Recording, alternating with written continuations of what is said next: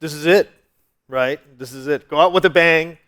Showdown. We have a lot of these, by the way. They're on YouTube. You can check them out. There's a whole playlist of them on the YouTube Gradle channel. There's a Showdown and a Lowdown playlist. We also have podcasts of these as well. So on your podcast platform, as you're driving, washing dishes, whatever, you can listen in and learn about DPE. Definitely check that out. You know the drill, right? We have 8 topics, 30 seconds each per contestant. Then you vote. In between number 4 and 5, we'll do a commercial break. And then we're going to wrap it up. So let's introduce our contestants. First up, Kiki from Amazon. She works on the Audible app. I met her at DroidCon New York. One of my favorite apps. Welcome. Our next contestant, Michael Bailey from American Express. He built the first Android app. He works on developer experience at Amex. Michael, love you, bud. Thank you. He's got to catch a flight, so let's vote fast, people. All right. PY, come here. They wouldn't let you up here with skates. Our insurance doesn't cover it. Next time, we'll bump up that insurance policy just so you can skate up here and hopefully not hurt yourself and your wife doesn't sue me. Okay, and last but not least, Ty Smith, come on up here.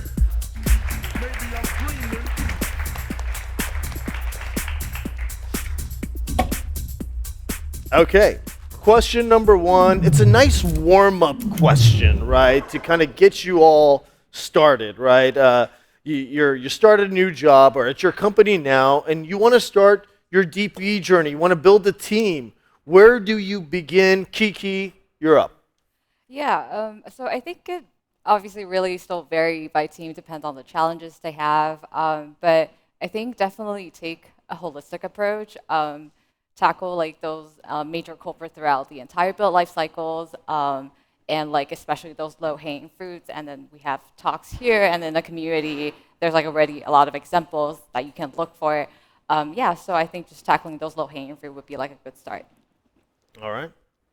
Michael. Where do you begin? At the beginning. No. Identify the customers. Who are your customers? Developers are your customers. Consider them as customers. Talk to your customers like any product that you're offering. Understand the problems that they need, that they have and that need solving. And then once you understand the problems that need solving, hire a team, build a team, find a team that is gold solely on solving the highest ROI problems. Hardest ROI problems. Love it. PY. All right, so I think this question is a lie. You never have a company or a team that actually wants to start a DPE journey. That's not a thing. What happened at Square is like a bunch of people are just like doing their real work and also doing all the DPE stuff, and eventually that gets surface, and it's like it's so cool. And someday a VP is going to be like, yeah, I guess that's important. Maybe we should create a team. That's how it happens. I yield my time. Ty, to wrap it up. All right, so first thing I would say is you want to immediately use the developer feedback to tackle some of the low-hanging fruit and prove value to leadership and executives. The very first thing you probably want to address, everyone's going to be yelling about it, it's probably build times. But once that's done, you want to establish basic practices for measurements, how you want to think about like baselines so you can avoid anecdotal data and not being reactive. So we're starting to make room for proactive thinking in those teams so they can start predicting the future as opposed to just building the current need. All right, great warm-up topic. Audience, your turn to vote. Get your phones out.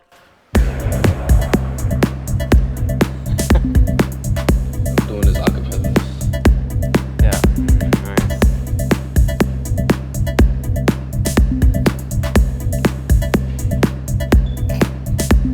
Nice. Stupid answer. I didn't think DPE is a lie would get you any points here, but I got you. It's the last day. People are tired, so PY, give it up for PY. DPE is a lie. I love it. All right, okay. Second topic. How do you structure your apps to enable scale for people, features, and or teams? Ty, you're up first.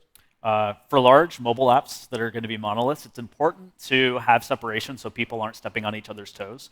And it's a little less important which specific architecture you're picking, more that you pick a consistent architecture and you train up and have folks working within that. Then for teams that are larger than 10 or 15, it's important to start thinking about that separation of a platform versus feature team and what that healthy number of folks is on the platform team to have good leverage. So I'd recommend something like 15% of your engineers focusing on the platform work. Okay. PY. I have no idea. I mean, I wanted to say what he said, but he took my answer. So, I mean, when we started doing this at Square, we were like a small team. We kept growing, and it just got to a big mess. So, like, I think the way you scale is you just focus on the features. You don't start by focusing on the architecture and the right things, and eventually you get to a big mess. But you're making money, so there's money to fix it.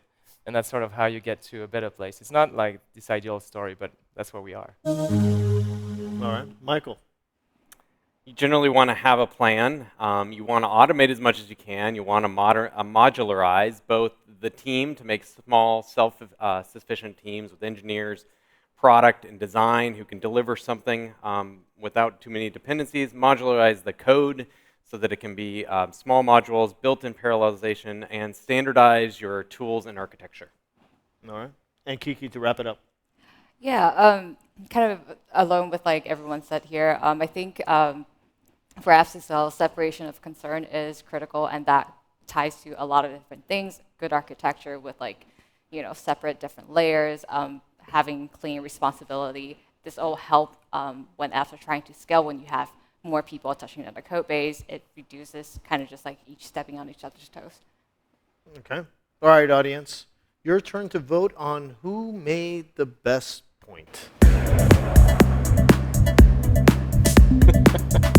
Doing this acapella.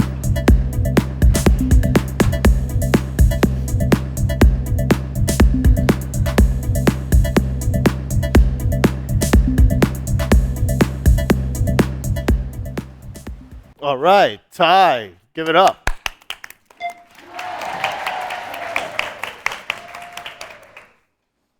Topic number 3. How do you evaluate new technologies that you want to use? I'm sure you've all bought software, done new toys before. PY, how do you evaluate toys? All right, so there's probably a bunch of frameworks for like evaluating the impact, the runtime impact, the memory, all of that. I don't want to talk about that. I think what's interesting is like, where do you find the time to do that? Because when you go and ask, hey, so I want to switch our build system to Bazel, nobody, you're never going to get the time for that. So what we do at Square is we have hack weeks, and in a hack week, which is like a week every quarter, you can do whatever you want. And engineers just say, okay, I'm going to do these things, and you have a week. It's not a lot of time, but you can actually execute a lot because you have nothing else. All right, hack weeks. Love it. Ty. I'll talk more about the principles of evaluation more than like when you're doing that. So a common problem I see is that people do the evaluation based on the current feature set, like it's a snapshot in time, and they compare that against either other things or an internal decision to build. What I see missing often is folks really aren't looking out and saying, like, where's the industry going? How's this team investing in this? Where's this going to be in 3 years? You really don't want to be in a place where you choose the second best or third best technology and you're having to unwind that in 3 years. So really try to think about where it's going. Skate to where the puck is going. Love it. Kiki. Yeah, so I think it really kind of comes down to like, there's like the if and then there's like the when part. Like if this new technology is truly something transformative, such as Compose, or is this just like a different way of solving problems and like it might not necessarily be applicable to you. And then there's like the when part, like is your code base, is your development team ready for it? Is like the tool mature enough, stable enough for you to adopt?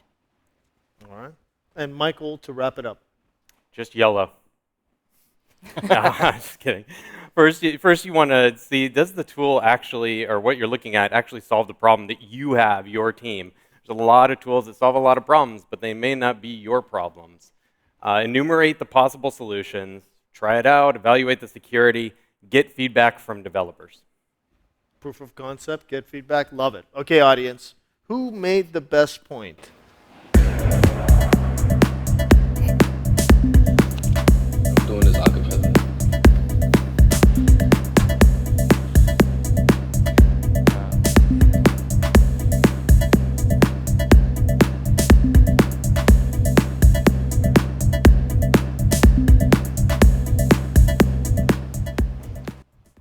All right.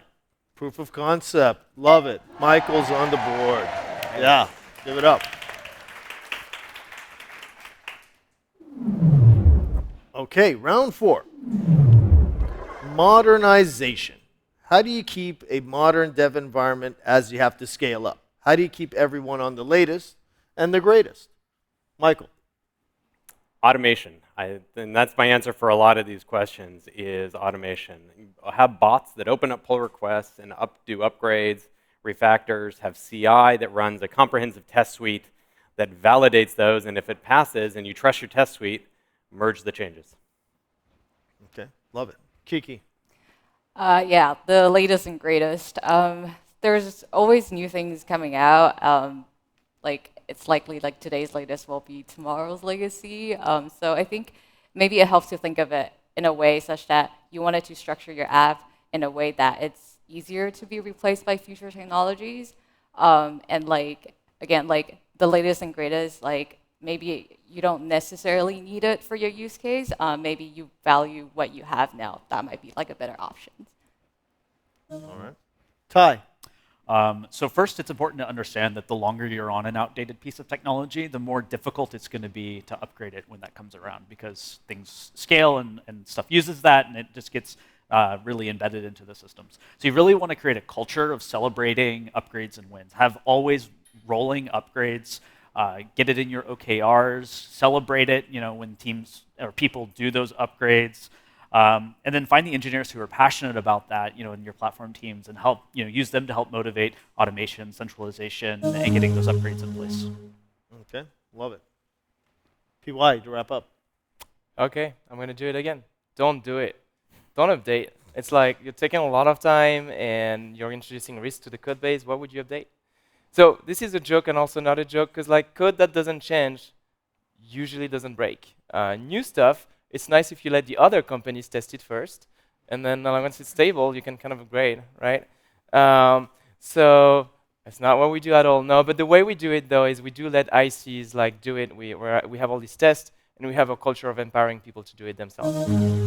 I mean, it says that, but last I checked, you're on the latest version of Gradle, pretty much ahead of most folks. So, okay, all right. We'll take that with a grain of salt. Okay, all right. Audience, time for you to vote. Who made the best point? I'm doing this acapella.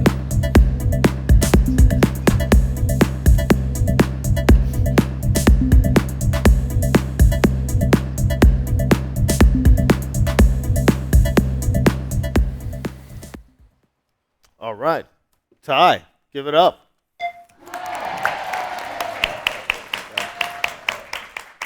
And it's not about the points, folks. The points part is just to, so you don't fall asleep. You know what I mean? So, we need you to do stuff to keep you awake at 4:30, right, on the Thursday. But no, it's about, just learning something new. And so thanks for participating. We're going to do a quick commercial break from our sponsor.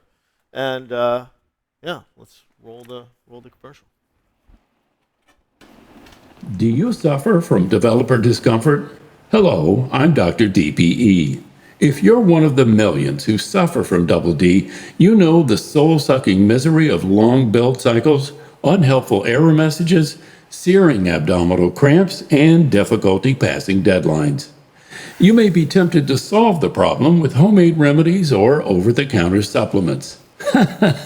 No, if you're in the throes of developer discomfort, you need clinically proven, doctor-recommended Gradle Enterprise. With Gradle Enterprise, you'll get faster builds, easier debugging, you'll even remember why you chose software development as a career. Gradle Enterprise is recommended for the treatment of developer discomfort. Side effects include shorter build and test cycles, smaller change sets, whiter teeth, fresher breath, and the unbridled admiration of your peers. In clinical trials, some users reported no longer having time to call their moms while waiting for builds to complete. Ask your doctor, a real doctor, if Gradle Enterprise is right for you. I want those Gradle Enterprise pills, Dr. DPE. Easier to install. Okay, round 5. This is a good one. I'm sure everybody here has dealt with this. How do you get developers to use your tools? Kiki. Treat your developers like customers. Like, really spend the time to understand what problems they're facing, the pain point, being empathetic about it, and always get feedback. Get feedback early and as frequently as possible. You don't want to end up in a situation where you're just building a tool, but like it's not really like the right solution. All right. Michael. You want to solve your developers' problems. That's the most important part. And then you need to help them understand that you're solving their problems and tell them about your tools. They have to be aware that the tools exist. So you need to add in some marketing, training on the tools so they know how to use the tools effectively to solve their problems. Do internal developer conferences, provide some hands-on, side-by-side help to get them up and running with the tool. Marketing, training. You're speaking my language. Love it. PY. All right. I think you need to make the tool exciting, and it talks to marketing. You want people to be like, I love this. I'll give you an example. I use Perfetto for performance. It is so much better than the Android Studio Profiler. I just get excited whenever I look at it and I use it. It's so nice. And then what is the other thing? Yeah, pairing with people. So if you tell people, hey, give me feedback, they're never going to give you the good feedback. So you say, you have a problem? All right, we're going to solve it together. You sit down with them, and that's how you figure out how to make the tool better. Love it. Ty, to wrap up. Yeah, you want to make them discoverable and coupled into where the developers already are. I'll give an example. We put out a plugin for exploring our architecture, and we put one in Flipper and one in our IDE. The Flipper version was much more robust. It had a lot more features than the one in IntelliJ, yet we saw 10 times the amount of usage from our analytics in the one in the IDE, because that's where developers already were. So besides that, I would say solve real-world problems and do internal DevRel, but definitely put them where the developers are is my number one. Loved all those answers. All right, audience, which answer did you love the most? What resonated the most well with you?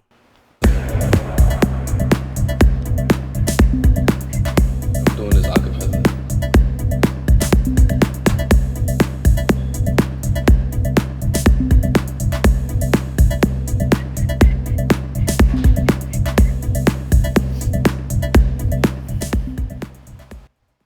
All right, Kiki, give it up.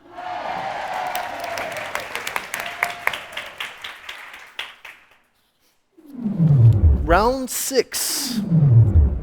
How do you balance reliability and developer productivity? Ty. Well, reliability is just a funnel for developer feedback, which is directly coupled to developer productivity. So have ongoing focus on reliability so that that early signal happens when they're in build or test or things like that, as opposed to much later on when they're running into issues in production or dog food or beta, because the context switching cost at that point, because there was a crash, is much more costly than doing it early because the test failed. And then, or even worse, is like a big migration where they have to undo something later on. All right. PY. All right, so it's a common fallacy in software development. You have PMs coming and saying, you need to write more features more faster, right? And then you ship your features more and more features, and then you have your software breaking down, right? And now you spend all your time fixing bugs instead of shipping features. So it has to be upside down. You have to make sure that you have good software that resists well, that is reliable, and that's what actually gonna make you faster in the long term. So reliability always first. Okay, love it. Michael. I think these things are not at odds with each other at all. I think reliability enforces developer productivity. Reliable tests, reliable infrastructure, reliable, reproducible builds are all enablers of developer productivity, especially automated tests. If there's a part of your code that you're like, well, maybe I don't need to write automated tests, well, it's like, okay, which part of your code don't you care about if it works or not? That's the part that you don't need to write automated tests for. And Kiki, to wrap it up.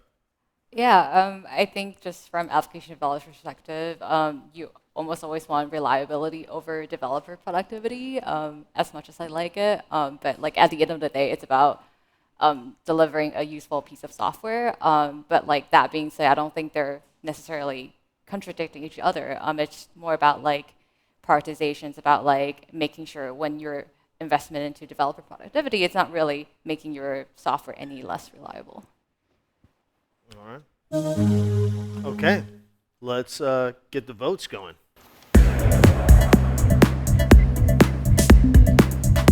Doing this acapella.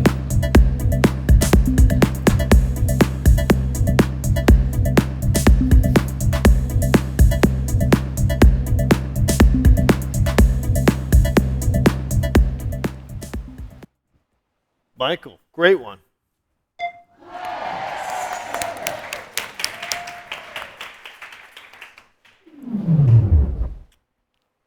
Another favorite of mine. How do you decide to open source your internal tooling? And it's not just about how you decide, I guess, is how do you get permission for certain folks from certain organizations here. Who wants to tackle what part of that? PY, you're up first. All right, you don't ask for permission, you ask for forgiveness, right? So Square is known for open sourcing a lot of Android tooling. A lot of internal libraries are all in open source, right? And it started, and then people always ask me like, what do you have? Do you have like a big open source committee or anything like that? We have nothing. We have literally nothing, not even a person in charge.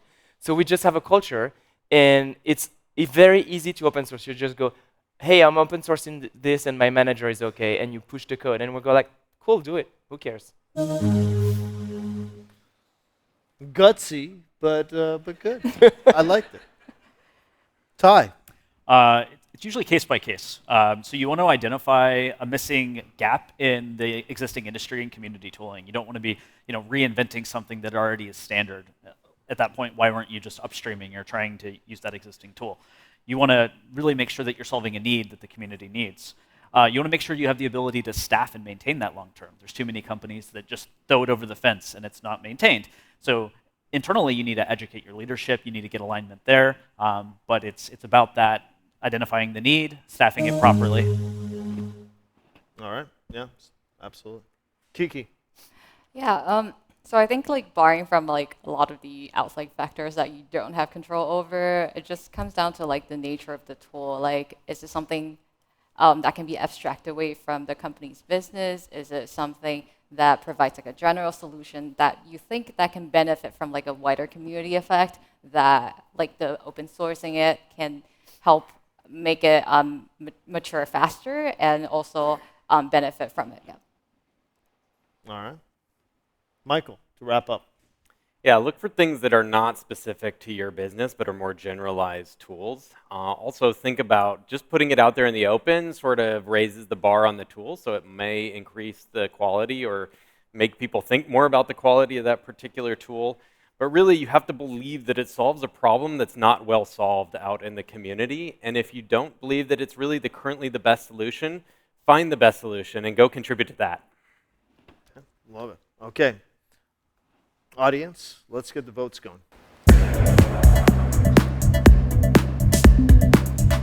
Doing this acapella.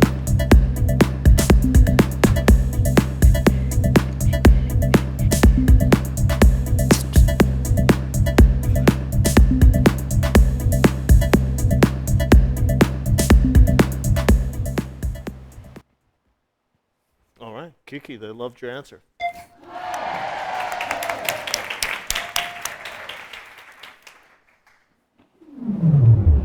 Round 8 and last round, unless we have a tie. How fast of a build is fast enough? I'm sure everybody here can relate to this the one. Michael, you're up first.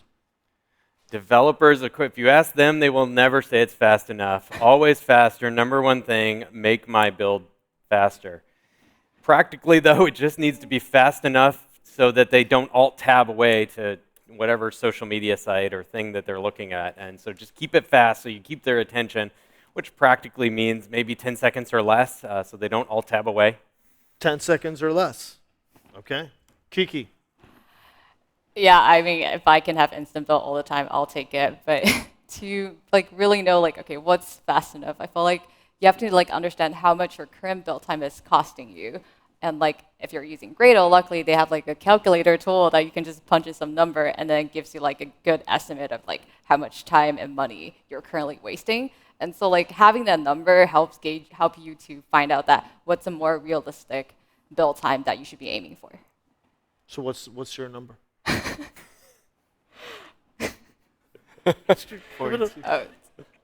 10 seconds. 10 seconds. Oh, no, we got 2 for 10 seconds. Okay, all right. Don't worry, it's not about the points. It's about having fun. Okay, Ty. Any wait time is problematic. You want to not only have a fast build for developer productivity, but you also want to really cause delight for your developers like you would an end consumer. That's why developers are so excited for things like hot reload or with React Native, how you can have that instantly. But build time is just really an implementation detail of a specific workflow a developer's trying to do. So practically speaking, think about alternative ways you can get that feedback to them sooner. For example, if it's just UI rendering, can you do that in like a layout preview? Well, so how many seconds are we talking? 0. Zero. Instant. Okay, 0. Instant. Wow, moonshot. Okay. All right. PY. All right, I'll start with that first. It's between 0 and negative infinity. I'll get to the details why in a second. So the first thing is obviously every time we reach a new frontier of like slower, faster build times, we enable new behaviors. We actually write code differently when we have a 2-minute build time, a 10-second build time, or a 20-minute build time, right? It completely changes the work that we do. So these improvements are important. Why negative infinity? Because you can imagine a tool that gets ahead of you, like Infinitest that runs your test as you're typing the code, or preloading where you were changing code, preloading the device or something like that. Okay, all great answers. All right, audience. Time for you to vote. Doing this acapella. Negative infinity it is. And beyond. Negative infinity, huh?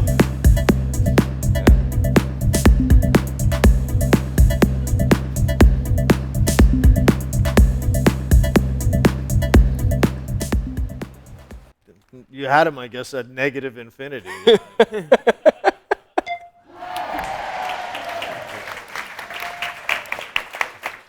Okay, so I don't have any other questions, and it's 2-2-2. So who wants to man and coming up and give me a question for these 4 lovely folks? Who's got one? All right. Anybody? No, nobody wants to throw out a topic? Tabs versus spaces. Okay, great. Wow. Kiki, tabs versus spaces. You go first. Tabs. Tabs. Why? Why tabs? 10 seconds. It's I don't know. It's just like I'm used to it. You're used to it. Yep. Because you're Used to it. used to it. Michael, tabs versus spaces. The most important thing is that it's consistent across your whole code base, that your tooling supports it, so you don't even have to think about it, so it doesn't really matter. But if I have to pick one, spaces. Spaces. All right. Why? All right. Me? Yeah. Okay, it's pretty simple. So you look at your indentation level, and so if the indentation level is odd, it's a space. If it's even, it's a tab. So you do space, tab, space, tab, space, tab.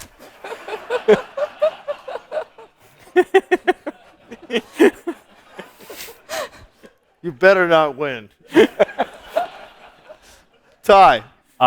You want to use an auto formatter like Google Java format or Kotlin format, and then it doesn't really matter, right? I mean, I think we use spaces, and most are at spaces at this point for like Unix files, but just make sure it's consistent and automated, and developers never have to think about it, and all the tooling integrates with the auto formatters, and that's the end. What do you use personally? What do I use personally? Spaces. Okay, audience, let's go. Tiebreaker.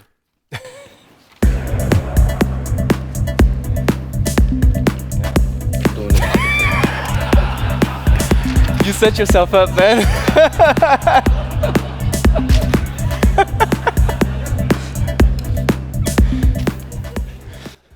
Sorry.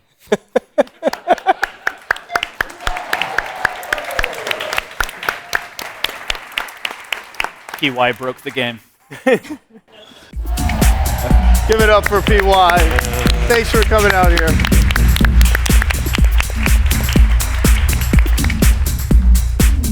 In addition to the Dr. DPE prizes that he's going to hand out to you on your way out of the building today. You get your 15 seconds of fame to Share anything? share anything you want. Yeah, so normally this would be a time where I plug that. So my company is Square/Block we rename, and I would be plugging in that we're hiring, and we're kind of hiring, but not a lot, because as many companies here.